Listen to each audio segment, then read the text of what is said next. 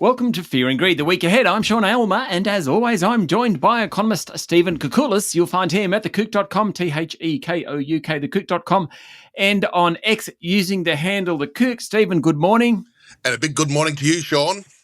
Well, we're in the midst of plenty of things going on. I'm not talking about the Spring Racing Carnival, though I'm sure you have turned your attention to that.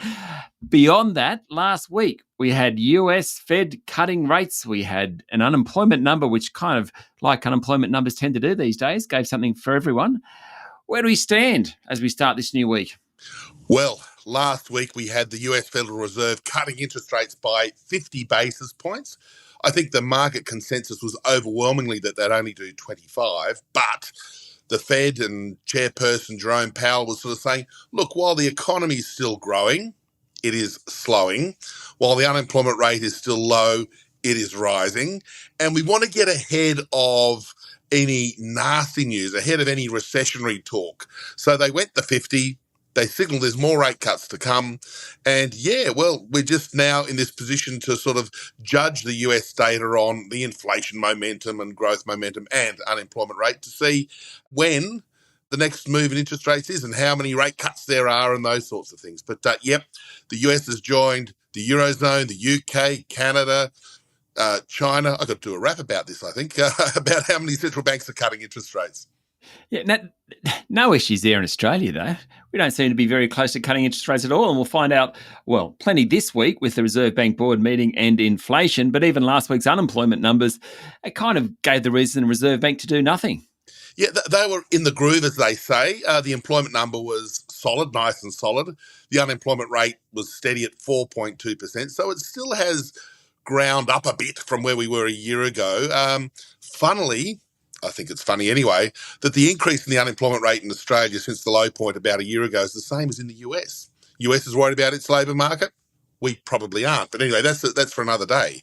But yes, the labour force numbers were actually pretty resilient, that in a sense our economy only growing at 1% in annual terms, that's from the GDP figures a few weeks ago, is still creating jobs. It's a really interesting conundrum in one respect.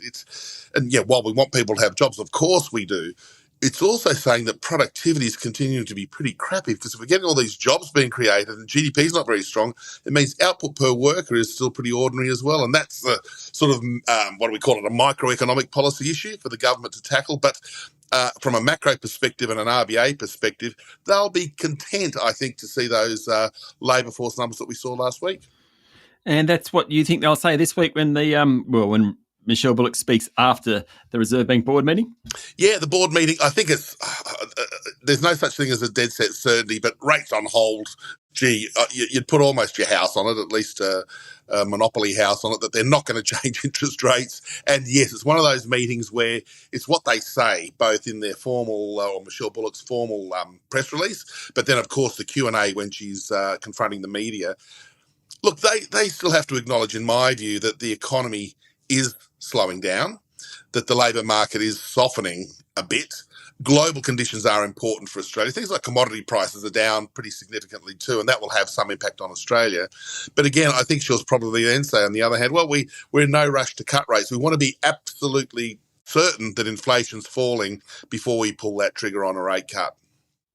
What about inflation? We'll get monthly data this week. On Wednesday, we get the monthly inflation numbers, and the very good folk at Westpac and CBA, probably others, but I've seen the Westpac and CBA economics departments and their work. They are both forecasting annual inflation to fall to, drum roll, 2.7%. 2.7%. Now, before we get too excited, now I'm a little bit excited by that because it's the first time in a long time that headline inflation has been within the target.